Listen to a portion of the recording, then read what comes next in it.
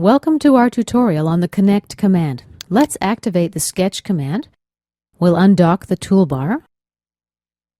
Press the Shift key to release it.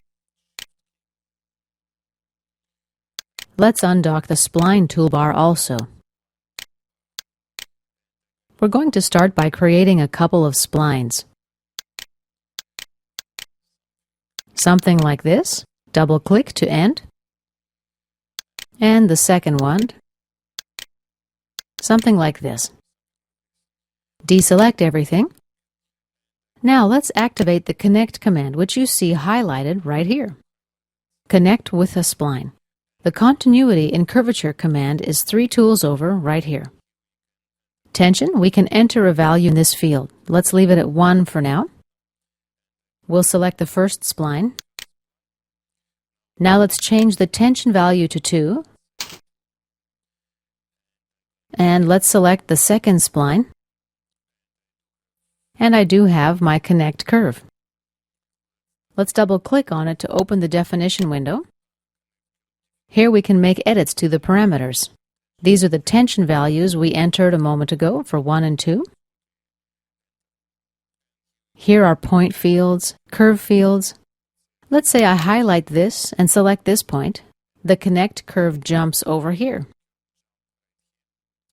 We can reverse the direction with this button. Use the up and down arrow keys to adjust the tension as well.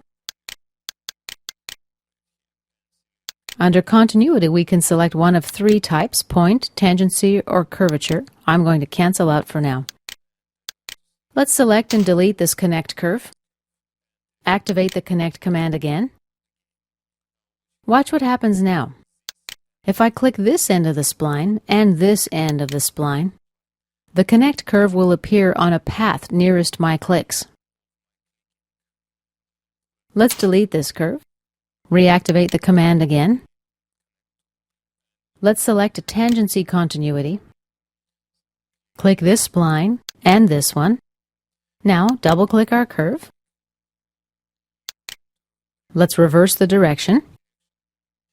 Right here we have a tangency continuity type selected. Let's change the continuity to curvature. As you see, the curvature shape changes a little bit. Let me choose the point type to see another variation. Click OK. Let's delete this Connect curve. Reactivate the command again. Let's select a point. Click on this curvature. Now I'll select a tangency continuity with a tension value of 3. And let's select this curve. Again, double-click. And we show a point continuity type under the first curve and a tangency continuity type under the second curve with a tension value of 3. Let's reverse the direction. If I select a point continuity type here, we'll get a straight line. Click OK. We can still move the point. We can still grab the line and move it around also.